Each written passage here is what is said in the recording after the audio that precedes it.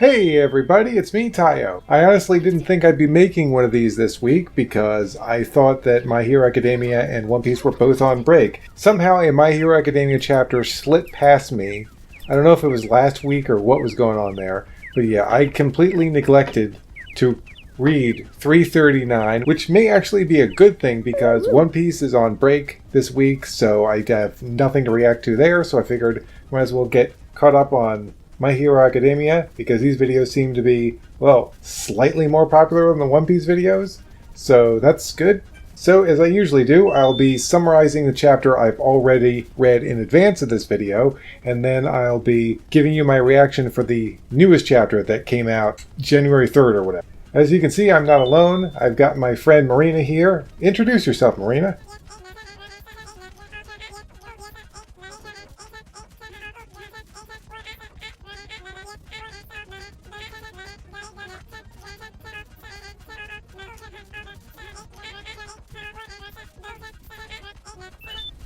Alright, so it's time to summarize chapter 338. Well, this looks pretty good. You've got a shot of Midoriya and a shot of Yuga back to back in separate panels. I believe this is probably back in the scene where they were fighting in the forest, or talking and fighting in the forest. The first scene shows us the police gagging Yuga so he can't talk or leak information, I guess, to All For One. So this is a pretty sad scene. Midoriya is very upset. He just told Yuga he could be a hero, and now his classmate is all tied up. Okay, and now they've got the plan to actually use Yuga to deceive All For One.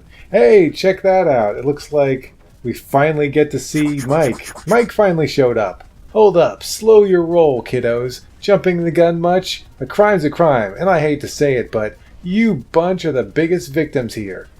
Can you really trust this guy now? That is all in the past. That's pretty funny. Ida comes in. It's like, it's okay. He betrayed us and nearly got us killed. It's all good. We're fine. Responsibility also lies with us for not being able to perceive what lay in his heart. So now they're blaming themselves because they couldn't figure out that there was a problem with Yuga. When we witness our classmate weeping in despair, our urge is to reach out to him as friends, to allow him to take our hand. Because that is the only way we can once again make him our equal peer. Crap I went through is cause of him. 5 good blasts of my howitzer should make us even.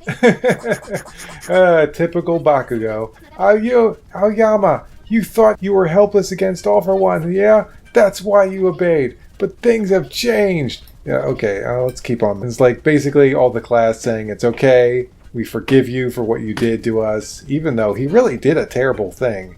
But he just didn't want his parents to die. And then you've got a Zoom call with Eraserhead who's like, hey, I haven't kicked you out of my class yet, which causes Yuga to cry some more. And then we get a page that's almost no dialogue. There's a little bit of dialogue at the top, and then it's a lot of shock and sadness from every character in the whole room. They take Aoyama away. It's a pity that Class 1A didn't get a chance to talk to him some more. Okay, and this is how you could actually tell that they were going over to see Mei Hatsume, because they're all like, okay, we gotta get our gear. Okay, we gotta get our gear ready. Let's go do this, guys. It'll work, yeah? This'll bring him down. Yeah! And you actually didn't need a spoiler because Mei Hatsume actually appears at the end of this chapter, and she lands on Deku. Boobs first, I must add. Boobs first. For character. You going to choose from the presets? That's super cute. And yeah, the chapter ends with Deku getting his face in the boob. So yeah, that was a nice... Oh yeah, and it's all because of an explosion. I like how the scene changes, and you got Deku with this super duper intense look on his face. He's like, it's time to get serious. And he's about to open the door to the development studio when boom, massive explosion, and then he's in boob. Sorry I didn't mention the mass explosion part. But yeah, boob! This chapter was fine. It wasn't going to be that great of a chapter because it's pretty much just a setup. It's just showing where everyone's going. Aoyama's getting taken away by the police. They're talking about possibly using him to betray All For One. And then, of course, they're like getting prepared. They're getting ready to go get their gear checked up on. So it's an important chapter, but it is not nearly as good as the chapter that came before it. And this is a setup chapter. So really, you're not going to get the most exciting chapter out of a setup chapter, but they're just as important because, the story wouldn't work without them. And my gosh, I gotta take a closer look at these faces here in the, when they're all like, come on guys, let's go get prepared. Yeah, let's take a look at each and every one of these faces. Like, damn, Ochako's face, these are all determined faces, but you can seriously use these expressions in like a psycho murderer manga. Like, these faces are not something I want to come across. Like, let's go through each of them. There's like Ochako, dang, she's kind of scary looking. That's some of the scariest I've ever seen Ochako. And then you've got Mina. She actually looks like a little monster there, holy crap. And then Tails dude. I will not dignify him with his actual name. He is just Tails Dude to me. And then you got Earphone Jack. And you know what's funny about this? Is that the characters that you would normally see as the most menacing or darkest or scariest looking aren't. Like, you got Bakugo. He looks kind of mean, but I think his standard meanness actually makes him look more threatening. So that's pretty funny. He looks kind of serious, but whatever. Hiroshima and Kaminari both look super serious, and it's like, oh damn, I would not want them running at me. Mineta. Well, he's Mineta. You can't make him look too frightening. Sue looks, oh my gosh, she looks so mad. Like, it's still a little cute, but she looks so mad. Eel looks serious. Not exactly scary, but still serious. Momo looks pretty intense. Shoto looks fine. He looks pretty good. Sugar Boy, you know what? I'm kind of tired of talking about this. Let's just move on. Yeah, that was the chapter. I thought for a setup chapter, I thought it was fine. Midoriya got his face in boob. That's always a nice thing to happen. I also like Ida's reaction, like, oh my, scandalous! Get off that! He'd be like flailing his arm up and down. Midoriya, get off that woman's boobs! But I wanted to point out that see Midoriya's serious expression here. It honestly looks like they just took that and they just put boobs on it. That's pretty funny. Hi there, hey there. It's been forever, Midoriya. All right, well that was 338. What did you think of it, Marina?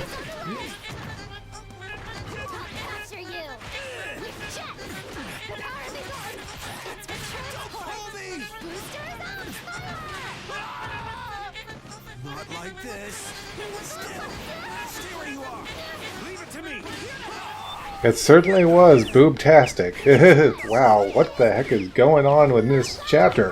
Things are getting adult. Let's just move on to the next chapter already. We spent enough time on this one. Okay, chapter 339. Here we go. Oh, look at that. That's a nice picture of Mei Hatsume there.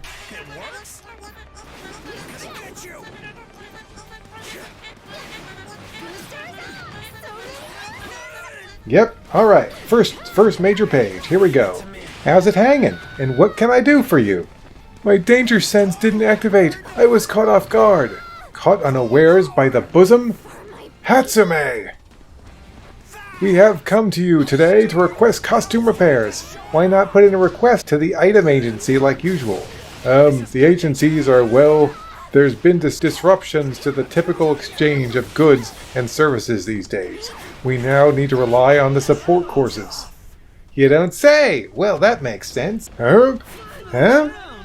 Don't tell me. Wow. Is she clueless about the state of the world?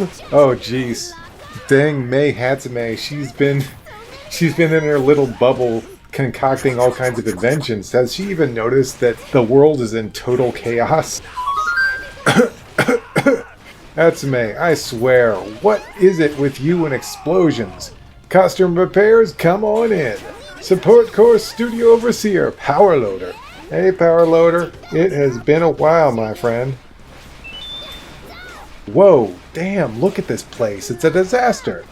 Things are a bit different here. I'm in charge of R&D for the UA barrier. Maintenance too, once each part is up and running. Mid-gauntlets, the latest in compression tech. These were prototypes from overseas, so I can't restock. Think you could fix them for me? Is this a rush job? You bet it is. No can do. Sorry. No can do. Sorry. I can't lose. Not much. No turning back. I can't take With that level of damage, I'd need to remake them typically from scratch, and we lack the compendium for the compression mechanism. Oh, so no can do. Walking away at the speed of nope. Walking away at the speed of nope. That's a pretty fun thing for Midoriya to say. Hatsume, what about my armor? Without the spectox, no can do. How frank. Whoa, I did not see this coming. It's time to choose your character. You going to choose from the preset? That's super cute. I like it. You going to choose from the True presets? dat. Don't sweat it. We can make what you need. We're in Hatsume's class. Thank you. We're in your debt. How curious, though. Hatsume takes to tinkering like a fish to water, so I assumed she would offer us aid. What are you working on? The evac shelter blocks? They're blasting off. Cool. I enlisted Hatsume to help improve our defenses. She's busy concocting new mechanisms in case of mass evacuation. Like I alluded to before, her zeal and inventive mind put her in a league of her own. Even a perfect A+ idea could drop to an A- in a flash. When I think up a new baby, I gotta raise it right. That's some wisdom from me. Hatsume's word of wisdom.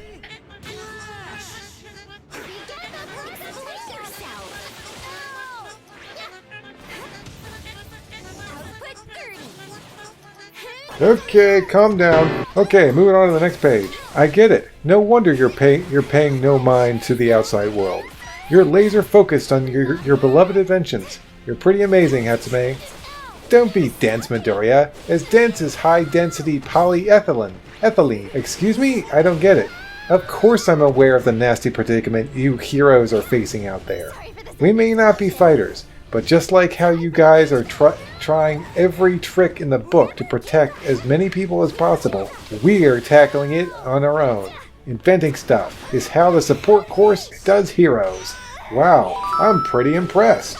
That's probably the most amazing thing that Hatsume has ever said, I think. Alright, moving on to the next page. Wow, Hatsume! And then Midoriya immediately gets smashed in the face with something. What the heck? I couldn't replicate them exactly. My babies might not be the latest and greatest, but please put them to work with you. Whoa, looks like she gave him some strange arm gauntlets. Huh, that's pretty interesting. Oh, wow. Midoriya's face is still sunken inward. It's like, anyone remember that episode of Ren and Stimpy where their faces get sucked inside themselves? We'll implode, Stimpy! No, actually it was Stimpy's idea. We'll implode! That's, you know, it's funny. Like, as a kid, that solution actually made sense to me. But as an adult, I'm like, why would implosion be the answer? I'll have to talk like my face has been smushed in. Gloves included. Neat. Did your left hand alone just whip these up? Thanks so much. And this is perfect. No replica of your armor, Ida, but enjoy. Thank you kindly. Ida's got punched in the face as well. We were just about to take their measurements. Please give your Hero Course pals a message. Let's win this. And then they both nod their head, and their faces are just completely imploded in on themselves. That's just freaky, man. Why are their faces still imploded? I don't normally see this type of thing. That didn't take long, you two. Good thing we're all prepared and ready, just in time, then, thank goodness. Faces aren't supposed to stick that way, yeah? And Ida and Midoriya's faces are still both imploded. Okay, an interesting choice by the artist. This seems kind of weird. Anyone else think this is kind of weird? This type of humor isn't exactly, you know, I mean, occasionally you might see something like this in My Hero Academia, but it doesn't normally that last for this long, so that is kind of strange. Oh well, moving on, and I hope this joke moves on and gets over with. Okay, I've heard about what Class A has been through, but sadly, we can't afford to waste a single day at this point. Our best case scenario is still finding and mopping up the Liberation Front and the League of Villains as soon as possible. That would solve this whole mess, so we're not abandoning the original plan altogether. And standing around all dazed and confused is just playing into our enemy's hand. Aoyama, think he'll take that hand we offered? I have faith. Oh my gosh, this is ridiculous. I cannot believe this is happening. There's about to be this serious moment where Mina's like, Aoyama, think he'll take that hand we offered? And it goes over to Midoriya, so you think you're about to have this super serious moment. And for some reason, Midoriya's face is still punched inward. This is ridiculous. We've just moved on to a completely different scene. Why is it still punched inward? It looks ridiculous. Okay, and then we move on to the next panel and he says that Aoyama will come back to us. I have faith that Aoyama will come back to us. And then you get a few lines indicating that his face just snapped outward. I'm sorry, I thought we were reading My Hero Academia, not fucking One Piece! Obviously, Oda would pull this type of shit in One Piece. I mean, hell, you had King pulling off all kinds of Looney Tunes shit in one of the previous chapters. I don't think that's a big spoiler if you're a One Piece fan. But yeah, you had him pulling off all this weird shit. So I didn't expect to see this weirdness in My Hero Academia. And you're probably wondering, Mark, why are you talking about this so much? Because it's fucking weird, okay?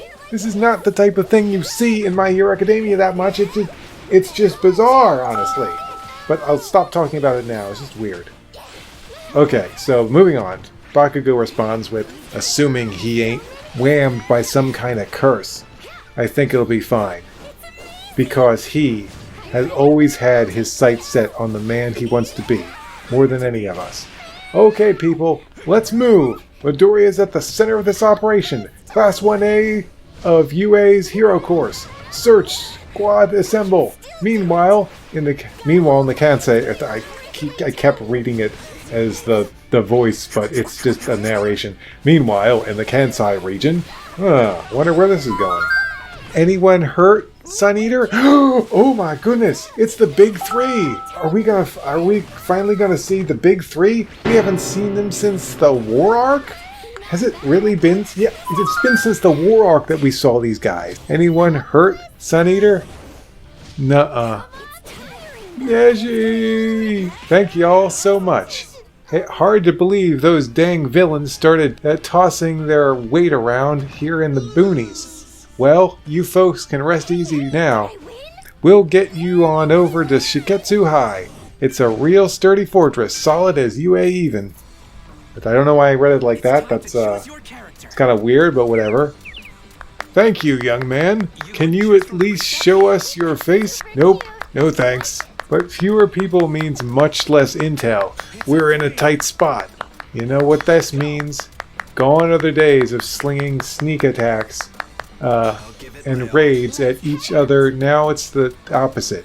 Both sides pulling out all the stops, gearing up for a true blue all-out war on every front. So, about our plan B. Let's review the key info about the other battle that could decide it all. Other battle? What in the world is All Might talking about here? Other battle? Okay, so my theory about this is, I'm just going to get into it here. My theory about this is maybe, and I don't think this is the case, but this is just my theory. I think All Might may be talking about Midoriya's inside battle against All for One. Because if you think back to the War Arc, there was that time that Shigaraki and All for One tried to steal One for All, and it failed. But for a brief bit there, the two of them were inside Midoriya, or they were like in that weird quirk state, and All for One had Shigaraki under control and he was trying to steal the quirk, but he just couldn't because Shigaraki was not at 100% strength at that point. But yeah, I don't know if possibly All Might's talking about that battle, an internal battle of Midoriya versus All For One, because I think that's what it's going to come down to. I think there will be a point where All For One gets his hands on Midoriya and there's an internal battle between them.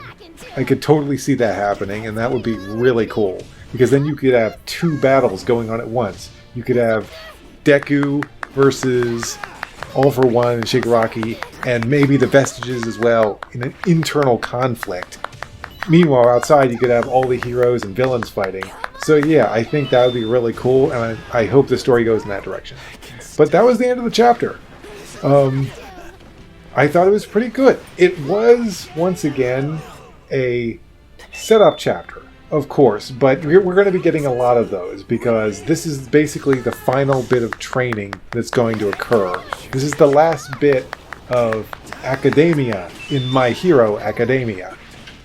Eventually we're going to get to the big final confrontation, so we should enjoy this because the academia stuff has always been kind of a highlight of the show, and it's been fun seeing them put on performances, do the sports festival, and all that. And by the way, can I just bring up, and I should let Marina talk and about the chapter and get to my overall thoughts, but I'm just going to keep going because I just want to say that I am disappointed.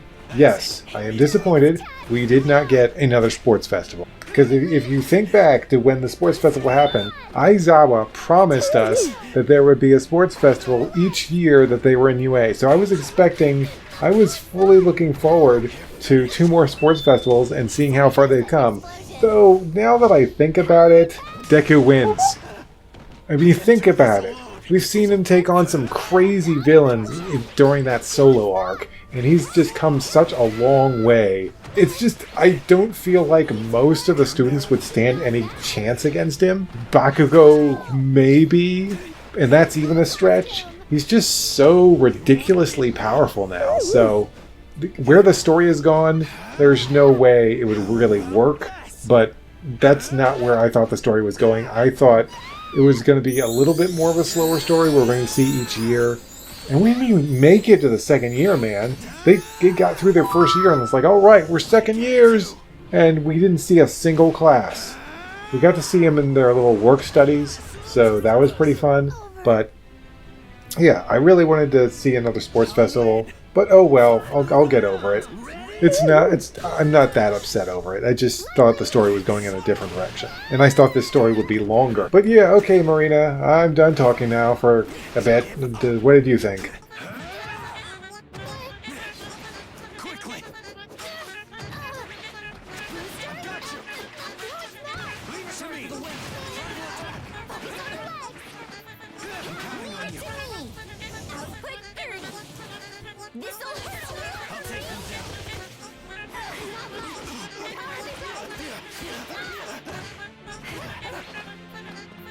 Here's a heavy one. There's an opening. Sorry for the sudden explosion. With a big baby. Eat this shell. Endurance test. Head over. Check. So many. Boosters on. Lock on. How's that? Breaking through. Oh. You can't go forward. Yes, Marina, you'll show up in One Piece one day. Now I just have to wait for a chapter of One Piece that features mer people. Don't tell Marina that I'm waiting for that. Okay, I'm going to look through this chapter one more time and see if there's any details I missed. So yeah, this chapter was really all about the team going to Mei Hatsume and getting prepared. We got a few extra scenes of what the heroes were up to. This was definitely a great chapter for Mei Hatsume fans, as she had some pretty funny lines and a really thought-provoking about how she does know what's going on and she's trying to prepare for it and give them the right tools to do the job. I also found it interesting that apparently she's helping out with the UA defense system, and that's pretty crazy because That defense system is insane and one of the most ridiculous parts of this entire series. It's fucking ridiculous. It doesn't really bother me how ridiculous it is. I'm not like, the series is ruined now. The series is ruined. But it is kind of ridiculous. And it is funny that she's helping out with it. At any rate, if you were looking for some Mei Hatsume picks in this chapter, you got them. You got some pretty nice picks. Go to the previous chapter for a boob shot, though. It was nice to see All Might again, though I really wonder what in the world he's talking about. The other battle. I'm gonna have to watch some YouTube videos and see what in the world he's talking about. Maybe some other people have a better idea. You already heard my idea about how I think it might be the internal battle. Though, now that I think about it, I don't think that could be the case. Due to, hey, kid's doing something. I'll have to tell him about that later. He'll get a good laugh out of that. But yeah, I don't think All Might would necessarily mention that. If it's an internal battle, it really all comes down to Midoriya. And I'm not sure if All Might could really help Midoriya with an internal battle like that. So he's probably talking about a more standard physical battle. Though my question is, what in the world is he talking about? So, I'm sure someone has a better theory about this. I'm definitely going to have to watch, like I said, other YouTubers, see what they think. Sorry, I can't bring you a genius theory outside of the internal battle thing I had. But this isn't about theories, this is about reactions. Boom! I was also really impressed with how Mei Hatsume already had the equipment for Midoriya Ida. It was ready to go. She's like, I work on these. Sorry they're not the best they could possibly be, but I think they'll do. Heh, just what Midoriya needed. Midoriya has really become a character. Midoriya has really become a character that's been more and more reliant on assist items. And I think All Might really misled him in the beginning, because if you look at All Might, he tried assist items, but they just slowed him down. But All Might was just a natural with his abilities, which is not the case with Midoriya. So he had to really attack this from a different approach. Mount Lady shows up in this chapter, which honestly, she just shows up and it's like, we can't be wasting time, let's move. That's really all she says. So we didn't get to see her get big or anything like that. And then, of course, we have to bring up the dumbest part of the entire chapter. The punched-in face joke. Oh my gosh, this was so stupid. Now, don't get me wrong, I think it was fine at first. I think it was a little funny how Midoriya got punched in the face with his assist item and it looked like his face imploded. And then Ida got hit in the face and his face imploded. And I think that was good for a laugh. But guys, it lasted way, way, way too long. Let's go and count how many panels this stupid thing lasted. Ready? Okay. So Midoriya gets hit in the face. He's got a pushed-in face. In one panel, we won't count the panel where he gets hit. Okay, that's one. Then we go, next panel he's talking. That's two. Ida gets hit. I'm going to count that because that's the joke being reused. So that's three. Then we get another panel of them. I'm sorry, but after... Okay, fine. You wanted to show them both. Okay, that's fine. It's stupid, but it's fine, I guess. And then we move on, and they're walking to meet their classmates, and their faces are still in, and Sarah is like, faces aren't supposed to stick that way, yeah? Well, no, Sarah, they're not supposed to stick that way. And this joke has gone on for like 2 panels or 3 panels too far. And get this, it's still going. And the worst part about this is it's in a scene that we're supposed to take the scene seriously. I mean, it's already gone too far, and it's still going in a scene that's supposed to be more serious. Midoriya's like, I have faith that Aoyama will come back to us. And then, but you can't even take it seriously because his face is springing back forward. I mean, maybe I'm just getting too mad over nothing, but I think it's stupid. I really don't think they should have kept the joke going for that far. This joke should have been shot dead like 3 or 4 panels ago. Oh boy, and yay, I get to see it in the anime. Whoopee. That's gonna be fun. I don't know. I just thought it was a really stupid joke and went way too far. And then, of course, we had the panel of all the kids being serious. No, wait, that was in the previous chapter. My bad. But yeah, so that was kind of the chapter. It was just about getting in touch with Hatsume and the other support course students and Power Loader, and we get a little bit of what the heroes were doing. It was also good to see Fat Gum again. I forgot to mention Fat Gum. Oh, I'm so sorry, Fat Gum. Fat Gum's a cool character. It was good to see him again. They had just finished taking down a villain. I wish I could have seen him do it, but they don't have time to show every conflict, and that's fine. So overall, I thought this was a really fun chapter. I'd say, you know what? I'd say 8 out of 10. You know, for a setup chapter, it was great. There was a lot of great character moments, especially with Mei Hatsume. Actually, you know what? I just remembered the damn punched-in face joke. Okay, let's bring it down. I'll be generous. 7.5. 7.5. But, oh well, it was still a really good chapter. Any last words, Marina? That's not what I meant.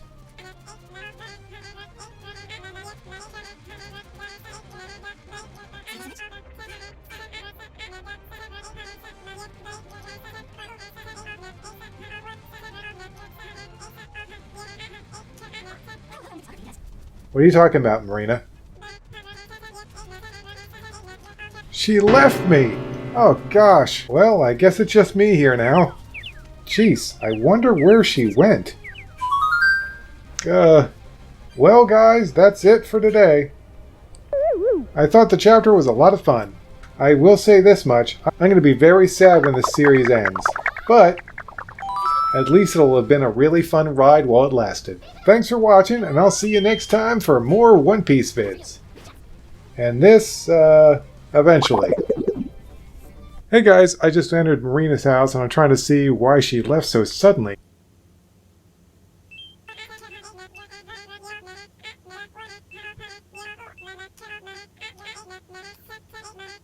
Marina, what in the world are you doing?